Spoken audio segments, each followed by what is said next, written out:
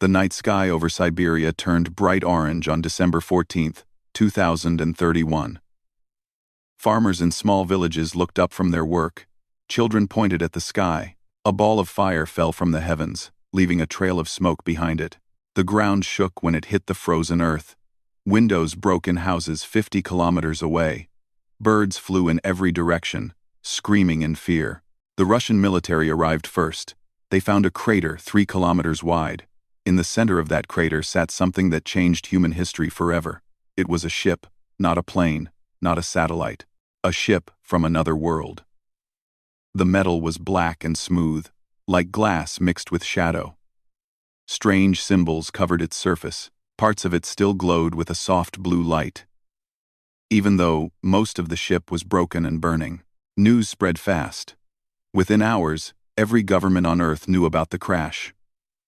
Within days, scientists from around the world flew to Siberia. They set up camps in the freezing cold. They argued about what to do. Some wanted to hide the ship. Others wanted to show it to the whole world. In the end, they chose secrecy. The public learned only that a large meteor had fallen.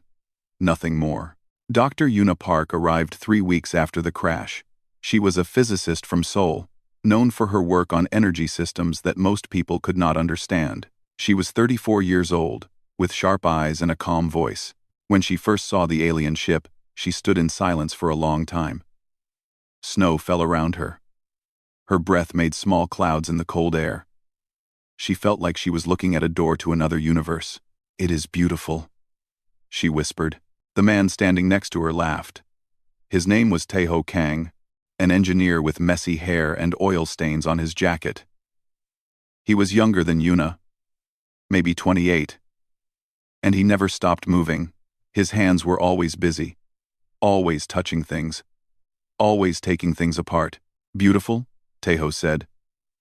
"It is broken. Look at it. Half the hull is melted. The power core is cracked. Whoever built this thing threw it away like garbage." "Maybe," Yuna replied. "But garbage to them might be treasure to us." They walked closer to the ship. Armed soldiers watched them from every direction. The air smelled like burned metal and something else, something strange and sweet. Inside the ship, they found rooms filled with technology they could not name. Screens that floated in the air. Wires that moved like living snakes. A chair that changed shape when Taeho sat in it. In one room, they found writing. Thousands of symbols covered the walls, glowing faintly in the dark. A young woman named Sora Lee spent hours staring at them. She was a language expert, trained to find patterns in ancient texts. But this was not ancient. This was alien. Still, she did not give up. She took photographs. She made notes. She talked to herself while she worked. "There is a system here," Sora said one night, her eyes red from lack of sleep. "These symbols repeat. They have rules. I can learn this. I know I can." Weeks turned into months. The team grew larger. Engineers came from Japan, Germany, America, and Brazil.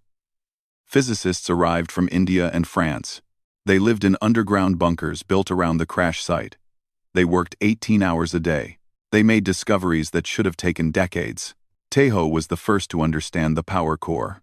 It used a type of energy that humans had only dreamed about. Fusion. But not like anything on Earth. The core folded space itself, creating power from nothing. Or at least, that is what it looked like. When Taeho explained it to the others, most of them just stared at him. "You are saying this thing bends reality?" one scientist asked. "I am saying this thing breaks reality," Taeho replied with a grin. "And I am going to figure out how." But not everyone was excited. Some people were afraid. The ship had come from somewhere. Someone had built it. And that someone might come back. Yuna thought about this every night. She lay in her small bed in the underground bunker and stared at the ceiling. The aliens who made this ship were real. They had visited Earth. They had looked at humanity and decided they were not worth talking to. They had left their broken ship behind like a person might leave trash on the side of the road. This thought made Yuna angry. It also made her determined. 6 months after the crash, she called a secret meeting. The leaders of 12 nations attended through secure video links.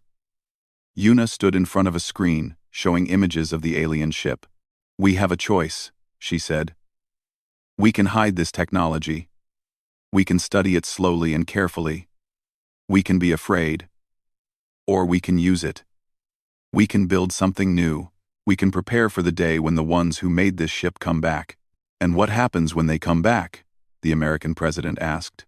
"Then we show them what humans can do," Yuna replied. "We show them that we are not garbage. We are not primitives. We learn.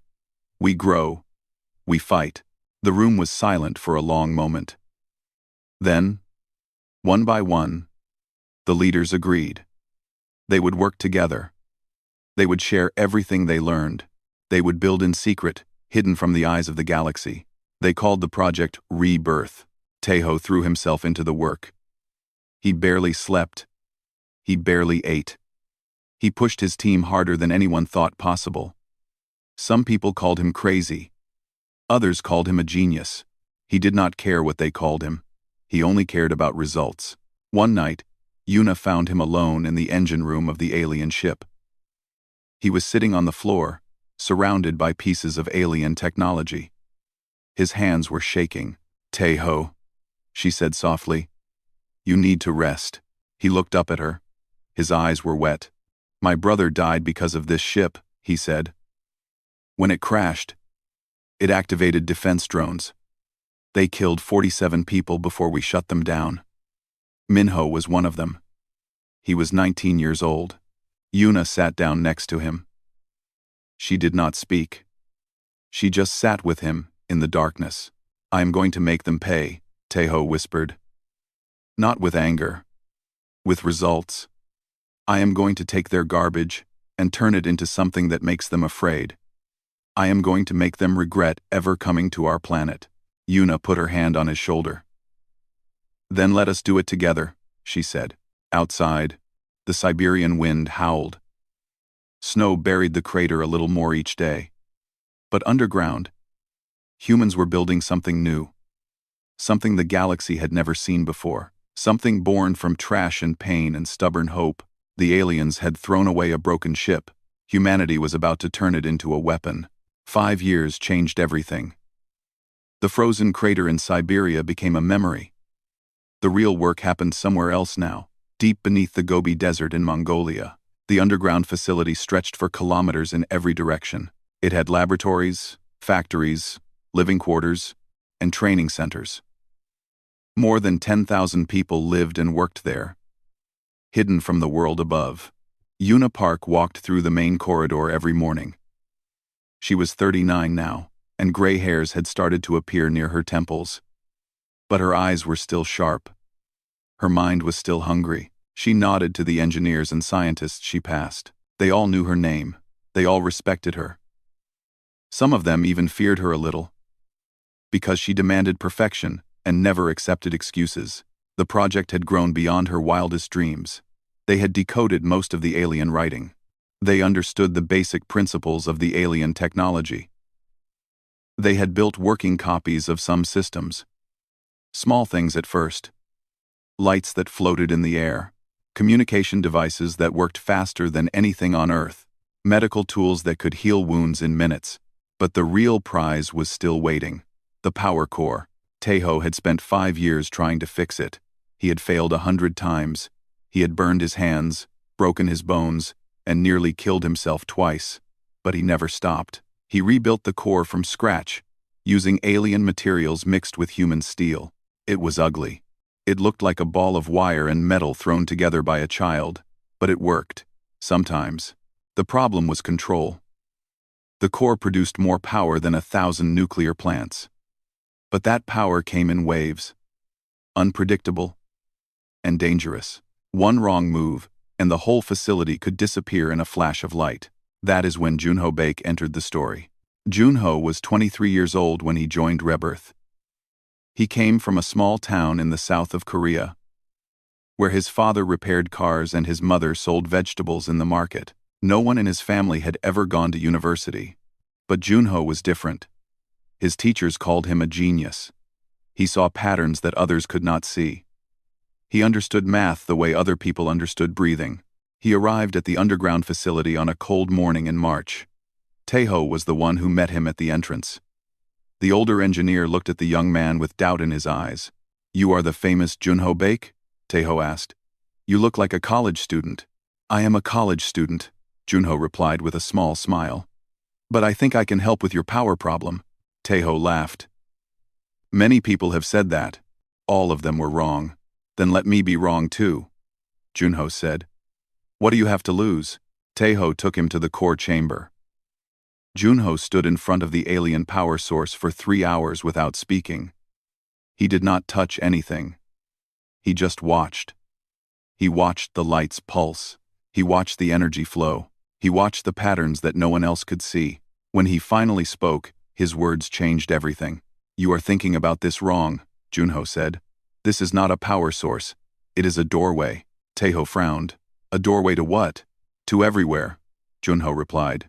"The core does not create energy. It bends space. It folds one point in the universe to meet another point.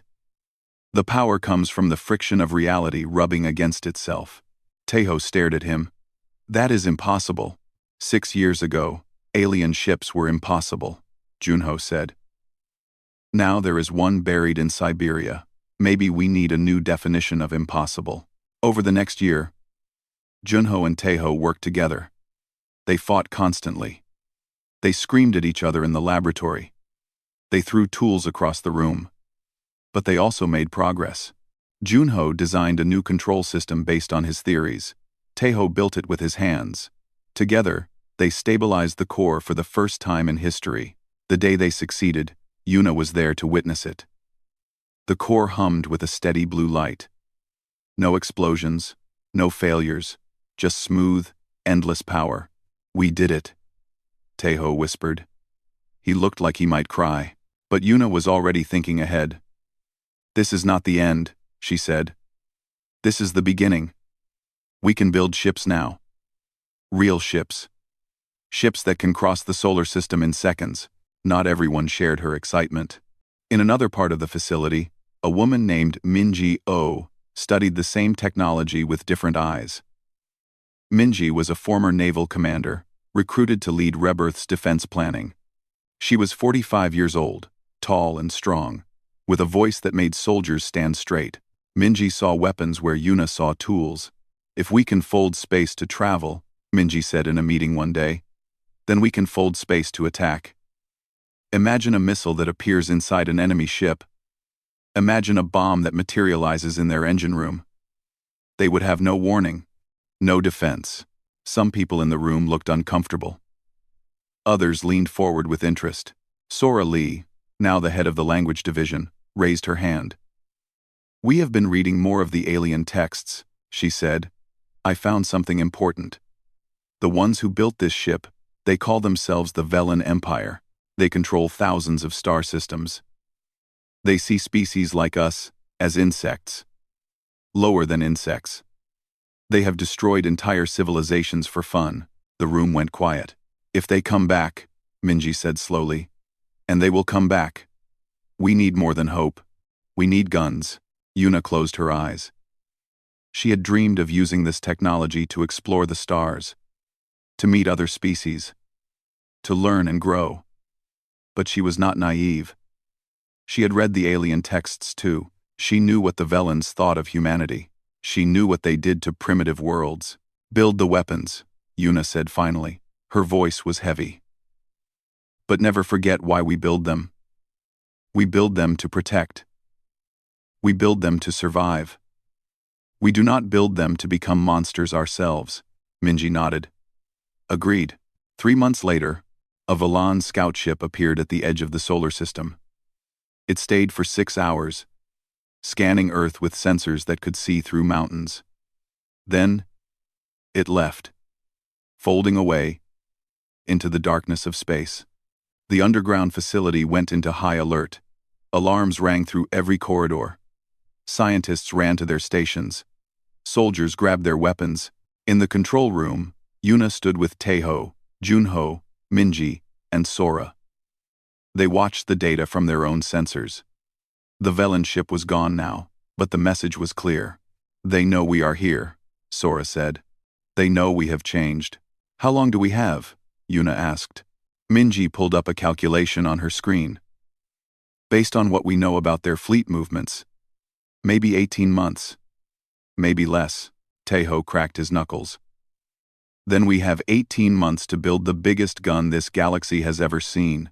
No one laughed. No one argued. They simply went back to work.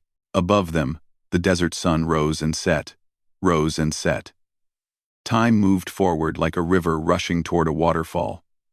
The galaxy did not know it yet, but humanity was about to announce itself. And the announcement would be loud. The year was 2041. 10 years after an alien ship fell from the sky. 10 years of secrets, sweat, and sacrifice. And finally, the result of all that work sat in an underground hangar, so large that clouds sometimes formed near the ceiling. They called it the Taeguk. The ship was 300 meters long and shaped like a dagger. Its hull was made of alien metal mixed with human steel. Some parts gleamed like polished silver, other parts looked rough and welded, marked with burn scars and hammer dents. Beautiful ships existed in science fiction movies. This was not beautiful. This was brutal. This was built to survive. Yuna Park stood on the observation deck, looking down at the ship. She was 44 years old now. Her hair was more gray than black. Lines had formed around her eyes from years of stress and too little sleep. But when she looked at the Taeguk, she felt like a young woman again. She felt hope. Taeho Kang climbed up the stairs to join her. He was in his 30s now, but he looked older. His body was covered with scars from accidents in the workshop. 3 of his fingers on his left hand were artificial, rebuilt after a plasma leak burned the originals away. He never complained. He never regretted. He said the scars reminded him why he was fighting. Well, Taeho said, crossing his arms. There she is. The ugliest ship in the universe. Yuna smiled. She is perfect. She is a mess. Taeho replied. But she is our mess. And she works. The Taeguk had passed every test so far. The power core, stabilized by Junho's brilliant modifications, hummed with steady energy. The life support systems kept the air clean and the temperature comfortable. The weapons systems were armed and ready. Everything worked. Everything except the reality folding engine. That was the final test. The most dangerous test. Do-Hun Shin waited in the cockpit. He was the test pilot chosen from hundreds of candidates. Former fighter pilot, former astronaut, a man who had ejected from crashing planes 3 times and walked away from each one. His hands were steady. His heartbeat was slow. Fear was something he understood but never obeyed. Control. This is Taeguk, Do-Hun said into his radio. All systems green. Ready to begin fold sequence on your command. In the control room, Minji-Oh sat at the main console. Her team surrounded her, watching screens filled with numbers and graphs. Junho stood behind her, his leg bouncing with nervous energy. This was his engine. His theory. If it failed, he would never forgive himself. Taeguk, this is control, Minji replied. You are cleared for fold test. Target coordinates are lunar orbit, 100,000 kilometers above the moon. Do you copy? Copy that, control. See you on the other side. Do-Hun pressed the activation button. For 1 heartbeat, nothing happened. Then reality itself seemed to twist. The Taeguk did not accelerate. It did not move in any normal sense. Instead, the universe folded around it, like paper bending, to bring 2 distant points together. The ship vanished from the underground hangar in a flash of blue light. Alarms screamed. Sensors went wild. Minji gripped the edge of her console, her knuckles white. Where is he? Someone shouted.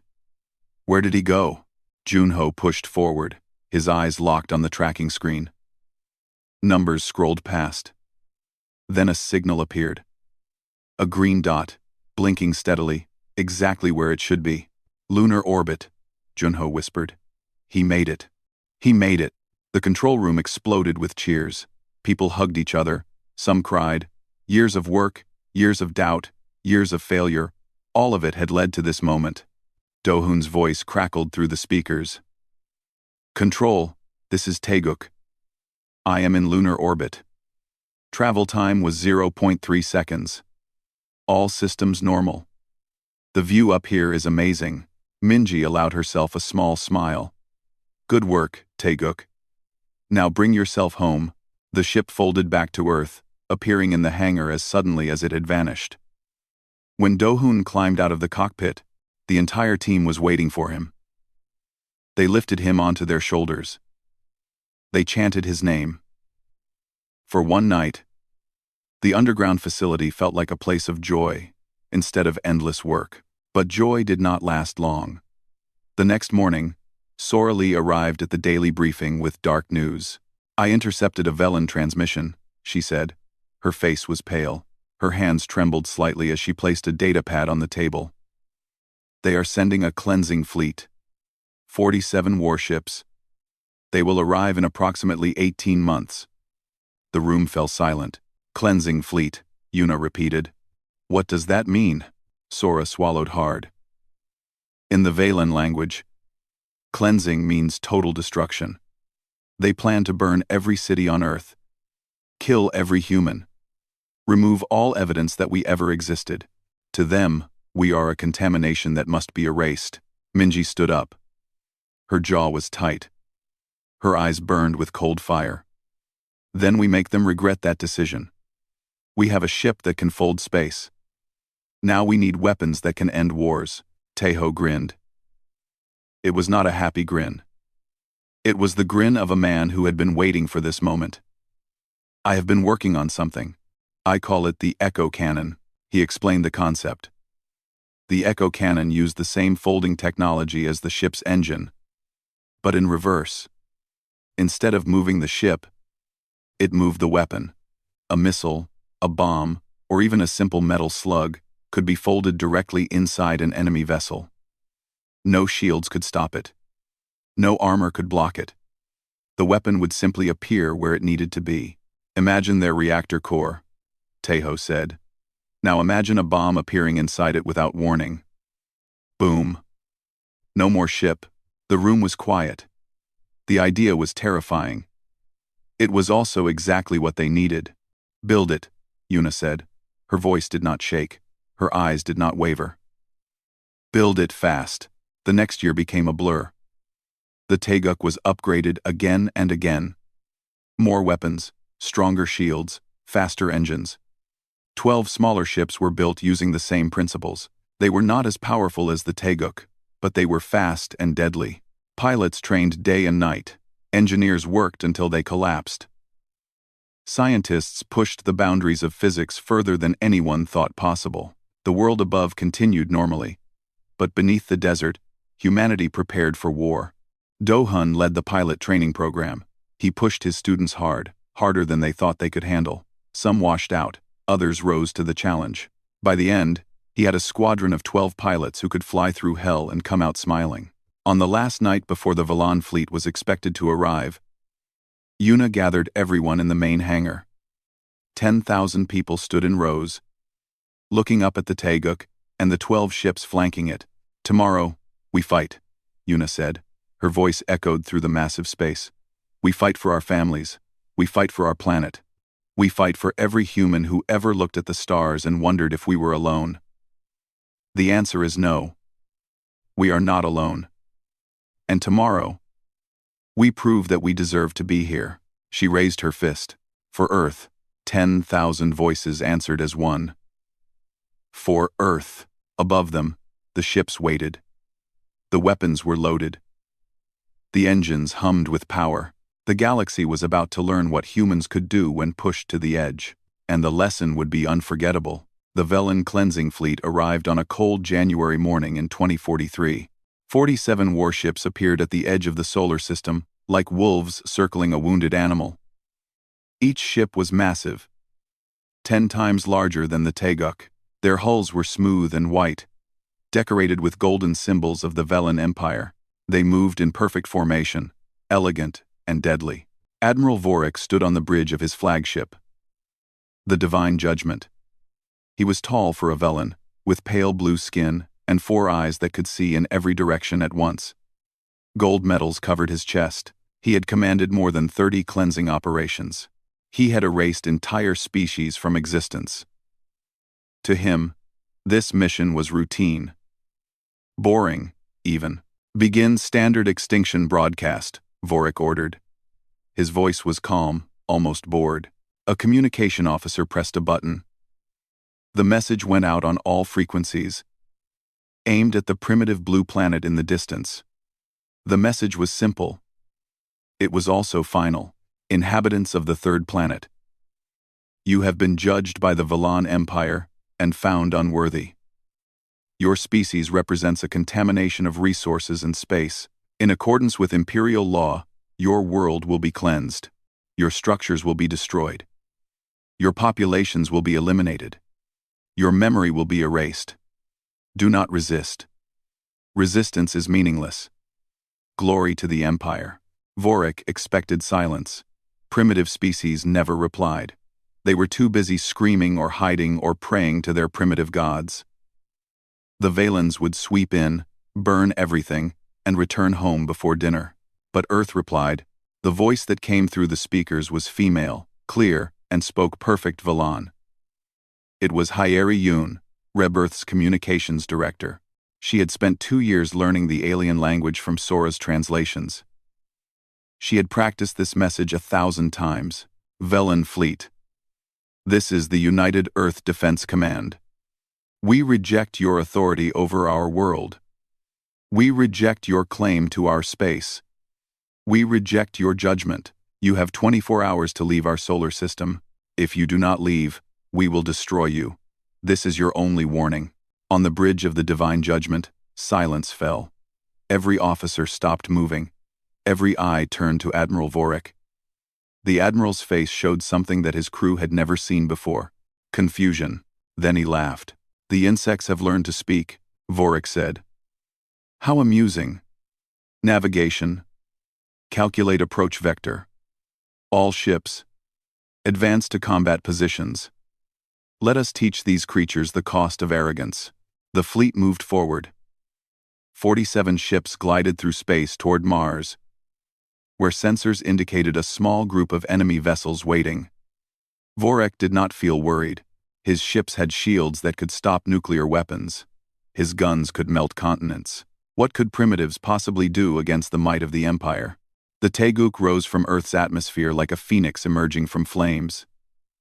12 smaller ships followed in formation. Do-Hun Shin sat in the pilot's seat, his hands steady on the controls. Behind him, Taeho worked at the engineering station, monitoring every system. 13 ships against 47, Do-Hun muttered. The odds are not great. The odds are terrible, Taeho agreed. But we have better guns. Minji's voice came through the radio from Earth Command. All ships. This is control. Engage at will. Make them remember this day. Do-Hun smiled. Copy that, control. Let's dance. The human ships folded toward the enemy fleet. They appeared suddenly, impossibly, right in the middle of the Velen formation. For a moment, the aliens did not react. They had never seen technology like this from a primitive species. Their tactical systems could not process what was happening. That moment of confusion was all the humans needed. The echo cannon fired. On the Velen cruiser Eternal Glory, sailors went about their duties without worry. They were far from the front line, protected by a dozen other ships. Then reality tore itself open. A metal slug the size of a person appeared inside their reactor room. It had been accelerated to near light speed before folding. When it materialized, it carried more energy than a small sun. The Eternal Glory did not explode. It disappeared. One moment it was there. The next, only fire and debris remained. Admiral Vorik watched in horror. What was that? What happened? Unknown weapon, Admiral. An officer stammered. The projectile appeared inside the ship. It bypassed all shields. Impossible, Vorik whispered. But he was watching the impossible happen. The Taeguk moved through the fleet like a shark through fish. It folded in and out of reality, appearing here, disappearing there, never staying in one place long enough to be targeted. Each time the echo cannon fired, another Velen ship died. The 12 smaller ships attacked the flanks. Their pilots flew with reckless courage, dodging beams of energy that could vaporize mountains. 2 human ships were hit in the first minutes. They exploded in silence, their crews dying instantly. But the survivors fought harder. They fought for their fallen friends. They fought for Earth. Dohun pushed the Taeguk to its limits. Warning lights flashed everywhere. The hull groaned under the stress of constant folding. Taeho ran from station to station, putting out fires and rerouting power. "We are losing coolant in Section 7, Taeho shouted. "Fix it," Dohun shouted back. "With what? Hope and prayers?" "Whatever works." On the Divine Judgment, Admiral Vorik finally understood the truth. This was not a cleansing operation. This was a battle. And he was losing. "All ships, concentrate fire on the large enemy vessel," he ordered. "Destroy it at all costs." 30 Velan ships turned their weapons on the Taeguk. Beams of light converged from every direction. Dohun folded the ship away just in time. The beams hit empty space. "They are fast learners," Dohun said. "We need to end this now. We need to end this now." Minji's voice came through the radio. "Taeguk, we are uploading targeting coordinates for the enemy flagship. Take out their admiral, and the fleet will break." The coordinates appeared on Dohun's screen. A path through the chaos. A single shot at the Divine Judgment. "Junho, I need everything you have," Dohun said. "One big fold. Get us right next to their flagship." In the control room on Earth, Junho closed his eyes. He ran calculations in his head faster than any computer. Folding in 3 seconds. 2. 1. Now, the Taeguk vanished and reappeared 500 meters from the Divine Judgment. At this range, shields did not matter. Dohun fired the echo cannon directly at the enemy bridge. Admiral Vorik saw the flash of light. He understood what was happening. He opened his mouth to give one final order. He never finished. The bridge of the Divine Judgment turned into fire. The flagship broke apart, its pieces spinning into the void. Without their admiral, the Velen fleet fell into chaos. Ships collided with each other. Some tried to flee. Others surrendered. By the time the battle ended, 31 Velan ships had been destroyed. 16 had fled back to deep space. The human fleet had lost 4 ships and 73 brave souls. Dohun brought the Taeguk home. As the ship landed in the underground hangar, Taeho let out a long breath. His hands were shaking. "We did it," Taeho said. "We actually did it." In her office, Yuna watched the final reports come in. Tears ran down her face. They were tears of grief for the dead. They were also tears of pride for the living. Across the galaxy, Admiral Vorik's last transmission before his death spread from ship to ship, world to world. His voice was filled with something the Velens had not felt in centuries. "Fear. They are not primitives," Vorik had said. "They are something else." Humanity had announced itself to the universe, and the universe would never be the same. News of the Battle of Mars spread across the galaxy like fire through dry grass. In the great halls of ancient civilizations, leaders gathered to discuss the impossible. A primitive species had defeated a Velan cleansing fleet. Not just defeated, humiliated, destroyed. The 4th planet of a forgotten star system had become the most talked-about place in known space. On Earth, the world changed overnight. The secret of rebirth could not be hidden anymore. Governments revealed the truth to their people. Aliens were real. They had tried to destroy humanity, and humanity had fought back and won. Some people panicked, some celebrated, most simply stared at their screens, trying to understand a universe that was suddenly much larger and much more dangerous than they had imagined. Yuna Park became the face of humanity's new reality. She appeared on broadcasts around the world, explaining what had happened and what it meant. Her voice was calm. Her words were careful. She did not promise safety. She promised something better. She promised truth. "We are not alone," she said to the cameras. "We never were. But we are not weak. We proved that above Mars. We have enemies, yes. But we also have friends waiting to meet us. And we have something the Velen Empire forgot long ago. We have hope." In the months that followed, ships arrived from across the galaxy. Not warships, ambassadors, traders, refugees. Species that had lived under Velen oppression for centuries came to see the people who had done what they could not. Some looked human. Others had scales or wings or bodies made of living crystal. All of them wanted to talk. Sora Lee worked day and night translating. She learned 12 new languages in 1 year. She built a team of linguists to help her. They created a universal translation system that allowed humans to communicate with any known species. It was not perfect, but it worked. The small blue planet became the center of something new, something that had never existed before. Yuna called it the Earthborn Compact. The idea was simple. Species that had been bullied by empires like the Velens would stand together. They would share technology. They would share knowledge. They would defend each other. No member would be forced to do anything. No member would be treated as lesser. The compact would be built on equality and trust. 53 species signed the founding document in the first year. By the end of the second year, that number had grown to over 200. Some were powerful civilizations with fleets of their own. Others were small groups, barely surviving on dying worlds. All were welcome. All were equal. Junho continued his research. "The reality folding engine was just the beginning," he said. "There were deeper mysteries to unlock. Engines that could cross galaxies in hours. Machines that could reshape matter at the atomic level. Technology that the Velens had kept hidden for millennia. Junho wanted to find it all.